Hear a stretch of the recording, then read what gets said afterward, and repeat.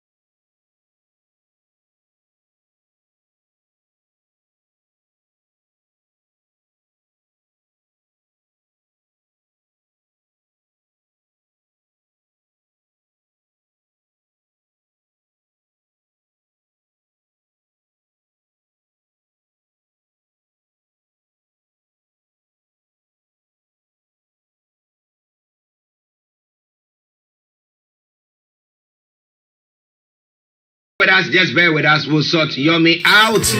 But I hope that at least you are enjoying the tune that is being played at the moment. It's all coming your way from Starr Radio UK. It is your favorite African and Caribbean radio station in London. On a Friday morning here. What is not to love about this program?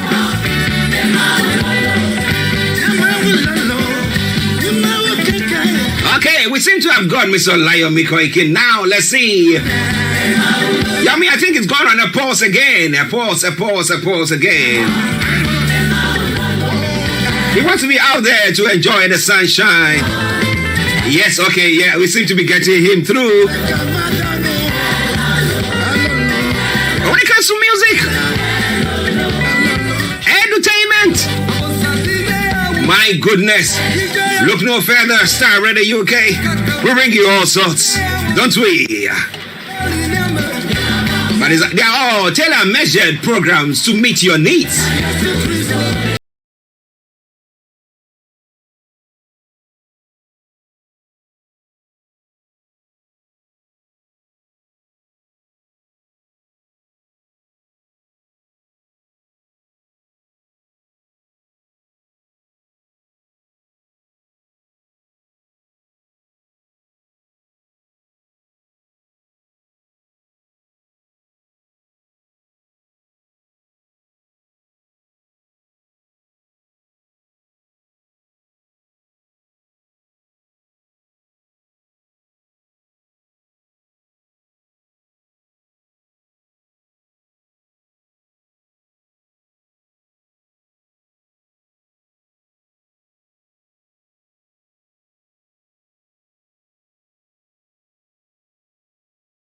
Now, so let me just cross straight.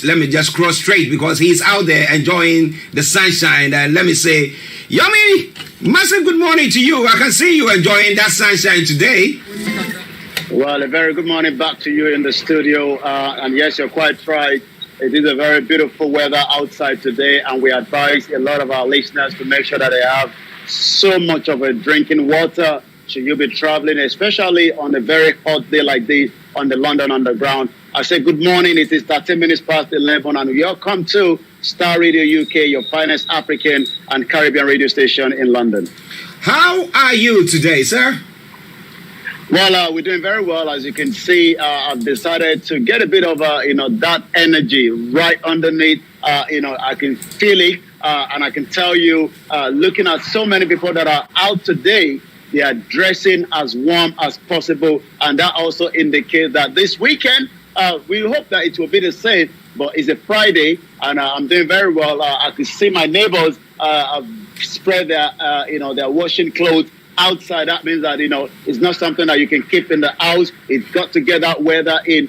And this is part of what a lot of, our mothers, our fathers would love to enjoy back in Africa. But it depends on which part of Africa, because as we know, most African places are safe, but the majority is not a safe location. Okay, listeners, I apologize. There were bits that we couldn't get through from him, but where he is at the moment, he's outside the house, so there might be slight interference there, but we'll try to make sure we'll let you that we are discussing this morning. Okay, now let's quickly just move on to the stories making the rounds this morning. The Kogi State Command of the Federal Road Safety Corps has confirmed the death of 7 people, while 5 persons were injured when 2 vehicles were involved in a head-on collision. Now, in Lokoja. Now, my worry is these are occurrences. These are things that happen daily. But because maybe it doesn't happen to maybe a prominent person or something of the sort, we don't think about them. Okay, but these are lives of people who are fending for their families, who are losing their lives. Now, the road safety, how good is it in Nigeria? And then talking about the road network itself. Well, the road safety, and I hope, I know there's a bit of a signal dropping, but we hope it to become more stable. I mean, the road safety are doing their very best with the little resources that they have in their hands. Everything when it comes to, accident, it's all about, the vehicle that is actually driving the road, and also making sure that the road itself is drivable. I mean, I'm looking at the road network from here. I mean, this is the place that there are most of the time these roads are repaired continuously. You know, we know at some particular location, especially where there are schools, which is within each of the local community, there is also a speed limit. But the reason why there is always issues, when it comes to accident in Nigeria is the vehicle that is driving the passenger itself doesn't have, that standard. And that means that, the drivers might also be under alcohol influence. But just as you did mention, that there was a road accident in Kogi State, just as, we've heard about that in different parts. Some people have died in that particular road crash. Let me give a bit of background. According to what we know, the Kogi Sector Command of the Federal Road Safety Commission, Stephen, has confirmed the incident to newsmen in Lokoja on Friday today. According to the FRC command, the incident happened yesterday on Thursday when a Toyota IS bus had a head-on collision with a DAP articulated vehicle at Akpanya near Kofan Kappa on Abuja Lokoja Road. I've seen and I've witnessed most time in Nigeria, a lot of people do take. Okay, listener, just bear with us. We can hear him. So whilst he's still his line is dropped. He's going to call. He's going to call in a moment. Just bear with us. Just bear with us whilst we get that. We're trying to give you a feel wherever you are of where we are and where we broadcast from, and that's why we, from time to time, go outside to do so. So let's go back to Yomi, where he is in North London, in outside our North London studios, to bring you the continuation. Yes, Yomi, let's move on. Yes, a lot of people do take, what they call overtaking. And sometimes if you do overtake and you are not seeing what is coming in front of you, that is exactly what has happened. Head-long collision is one of the worst that you can ever think of. The other driver doesn't know that there's a vehicle coming in the front and there will be less time to apply the brake. We can only pray for those that have died in that particular accident. A sad one there. But let's look at when it comes to travels in Nigeria as a whole, and then we'll look at Africa. Now, how secured do you think motorists are when they hit the road? You are talking about the fact that the vehicles that are plying the road, some of them are not roadworthy, yet they are allowed to ply the roads. I remember back, I think a couple of years ago or something, from time to time when we share YouTube videos, and there was one truck that was moving, and you could see behind it, it had some of the wheels behind it weren't there, yet the truck was plying the road. So I asked myself the question, what are the authorities doing to help the citizens or motorists know that, or the pedestrians know that, yeah, we are okay, we are secured when we get on board this vehicle? Well, again, that is the job of the Federal Road Safety. Their job is to make sure that vehicles that are plying the road, are drivable, they are durable, and they have all the necessary, standard, for them to do so. But like I did mention, we've seen all kind of different vehicles, even up to the 40-foot trailer that is missing one back tire at the back of it, and is still plying the road. We've witnessed accidents in Lagos where containers are falling on top of the citizens, and you ask the question, what more can the government do, or what more can the authority do? The only thing that they can do is to make sure that those that will be flying those roads, are people that are meant to be driving that particular vehicle. But likewise, like I did talk about it as well, when you look at all the road network in Nigeria, is as bad as what it has been in 1960. I remember driving down to a very remote area known as Iwokwe paper mill. That particular area could have been the #1 paper mill in Africa, and from what I'm told, #6 in the world. But you could tell that the texture of the road, even though it has become so damaged from the time that road network was made, you cannot compare it to the one that is being made as we speak today, where almost everybody has become a contractor. But the standard of the road, when there's a rain or when people drive on it, especially the heavy load truck, remember that we do not have the same system as is done around the world, where containers are moved on the rail with heavy logistics. most of the road, you see all kind of vehicle movement, but yet the road is not as strong as possible. I was watching a video just last week where a tire tanker and the driver,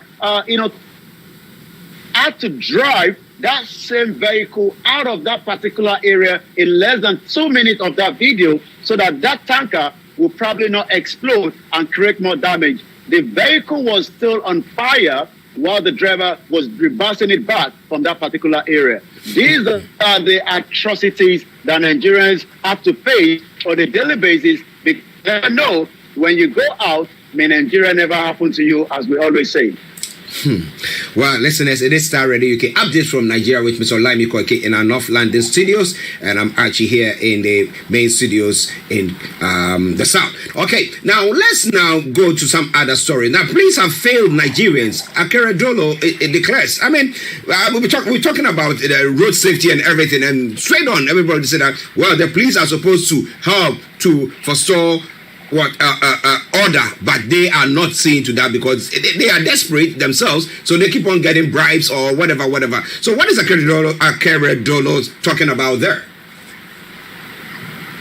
Well, Akeredolu is the governor of Ondo State. Ondo State is where, the terrorists killed over 200 innocent Nigerians, almost 2 weeks ago. There are going to be, some of them will be having what they call a mass burial today. But rather than blaming his government that he's part of as an APC, is putting the blame on the police, and you kept to ask yourself the question, is it not the same government? Ondo State governor yesterday warned the federal government that it is inability to secure life and property in the country will soon leave citizens with no choice but to harm themselves in self-defense. I want us to take note of that. We've talked about that. Should Nigerians, defend themselves against the terrorists that has now almost become a very, problematic in almost every part of the country as we speak today. Akeredolu is now asking the question, are we going to say no other choice but to harm ourselves in self-defense? Akeredolu gave the warning while delivering a keynote address at the meeting of the Attorney Generals of the 36 states of Nigeria that was held in Lagos State. Police were well overwhelmed. The governor asked the police to close the shop if the federal government could not meet their equipment needs. Akeredolu insisted that they were in their constitutional role of protecting Nigerians. And if the police have failed, the military have literally failed already, because we saw that the military is already compromised, and we know from evidence-based that most of the military have foreigners inside our same military, and they could not protect Nigeria. The question is, who is going to protect Nigerians from the atrocity and the carnage that is taking place in the country as we speak? Sad one. But Yomi, looking at, we've discussed this issue before, talking about people arming individuals or citizens arming themselves. I think the other time or sometime this week, we were even talking about the fact that some authority in the federal government were saying that henceforth people who pay ransom will be prosecuted and stuff like that, saying that don't pay ransom when your family is abducted or whatever happens there. And then would the federal government come to, seek your release? No. So what do people do? But in the past, we've talked about the Amotekun and then the state police. Now, what is the state of the state police or the Amotekun? Are they still functioning, and what are they doing there?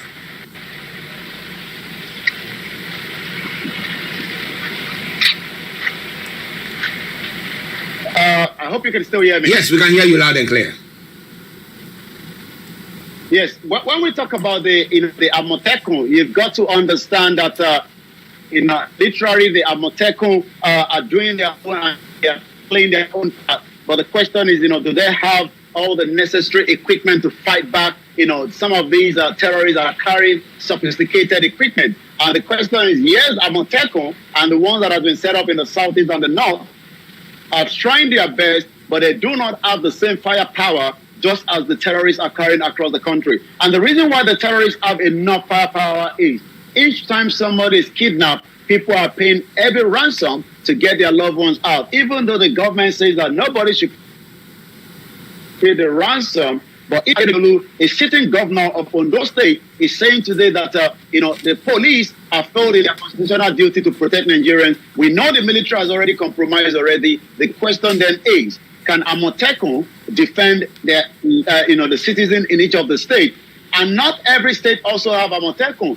Lagos is an example that is also exposed to so many of influx of people that we do not know or have records of are presently in Lagos. The question then is, will Lagos be able to handle, the carnage should there be an attack in Lagos? Just as we saw 2 weeks ago on Sunday coming will be when massacre went into St. Francis Church in Owo, in Ondo State, where many lives were lost by the terrorist attack on that particular church in Ondo State.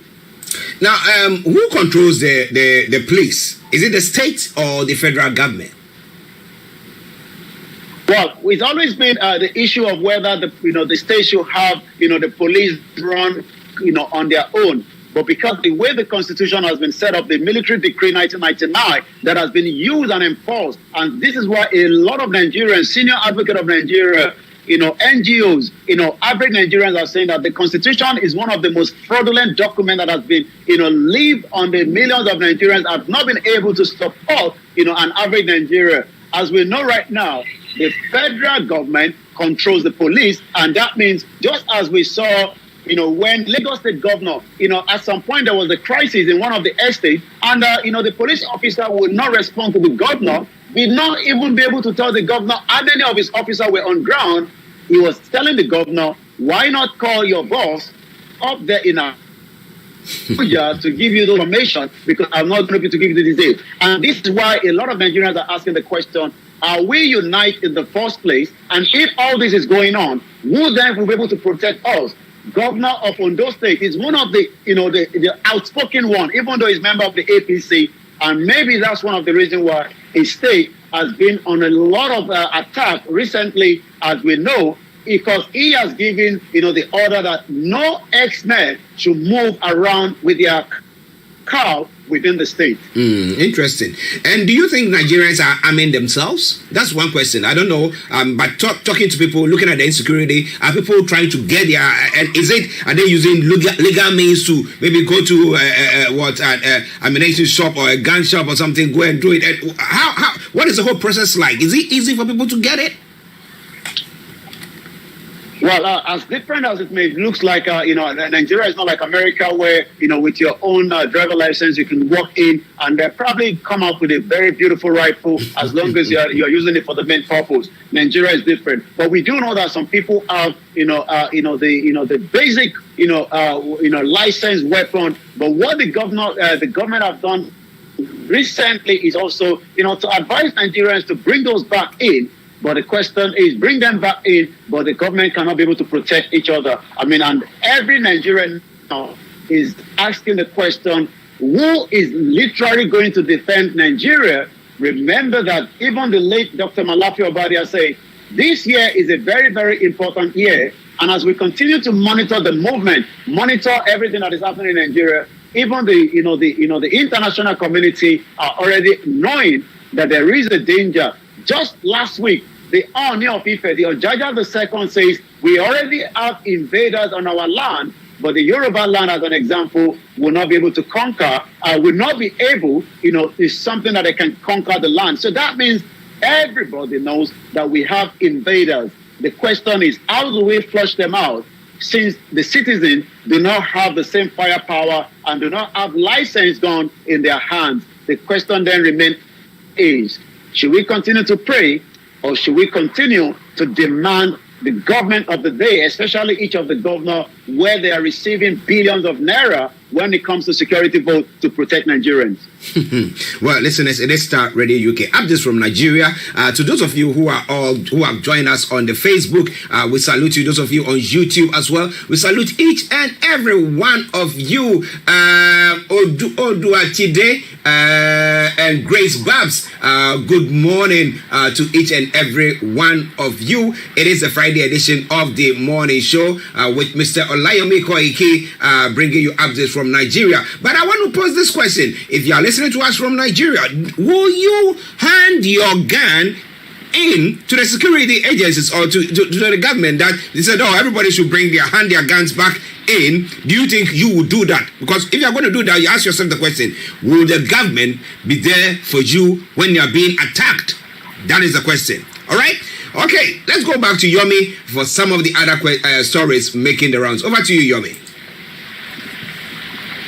Well, now we know who the vice president will be for the PDP camp. Atiku has announced Okowa as his running mate, for the vice president. President candidate of the People's Democratic Party, Atiku Abubakar, has announced Governor Ifeanyi Okowa of Delta State as his running mate in the 2023 presidential election. We're still waiting for the announcement under the APC, but that has already created films, as Wike camps once PDP as Atiku picks Okowa as running mate. Supporters of the Rivers State Governor, Nelson Wike, and his appointees on Thursday expressed anger over the decision of the People's Democratic Party, Alhaji Atiku Abubakar, to pick Delta State Governor Dr. Ifeanyi Okowa as his running mate. I'm going to run through some of the other headlines because of the time constraint this morning. Once again, this is Starr Radio UK, your finest African and Caribbean radio station in London.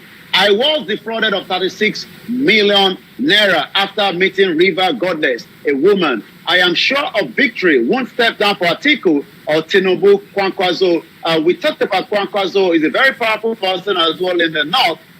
From the interview he gave, he said, how do you intend to defeat the APC and the PDP considering their nationwide spread? Kwankwaso movement is very popular, and we even win in the northeast region. I am happy that the electoral bill was signed into law, and that will make it difficult for anyone to rig us as they have always done. So it looks like, it has always been a rigged one, but he believes that is not going to happen this time around. Federal government plans 17 airport concessions to unbundle aviation regulation. That is coming up as well in that headline. NYSC PDP chieftaincy drags party Odua and INEC to court. Oduala, to the court. That is also coming from the headline. I'm going to give one or two more, then come back again to you straight from the social media at exactly 11:32. Let's look at some more of the headline.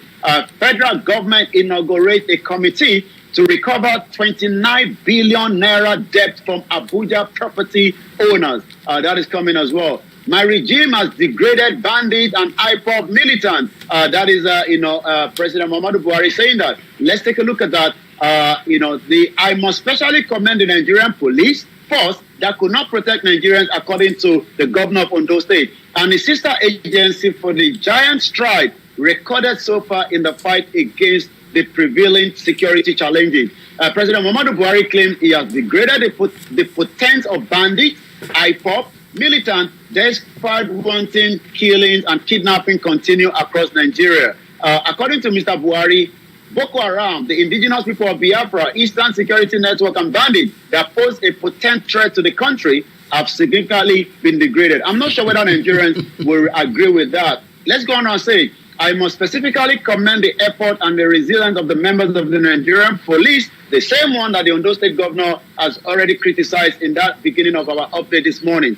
Buhari, during the passing out parade of the regular course, KANU also in the northern part of the country, according to the statement by his media aide, Gabashewu. The president further said, across the north central, the northwest of the country, we have made progress with regard to stemming the tide of communal violence, farmer-herdsmen clashes, cattle rustling, and kidnapping. But as of yesterday, more Nigerians are still being kidnapped across every part of Nigeria. I'm going to take one more and then come back straight into the social media, and then we go as well. INEC won't manipulate Ekiti governorship election result. That is coming from Yakubu Mahmoud, the INEC chairman. The choice of who becomes the next governor of the state is entirely in the hands of the voters. The Independent Electoral Commission, INEC, says its staff will not engage in electoral fraud during the June 18 Ekiti governorship election, according to the governor, the INEC chairman. Let me take you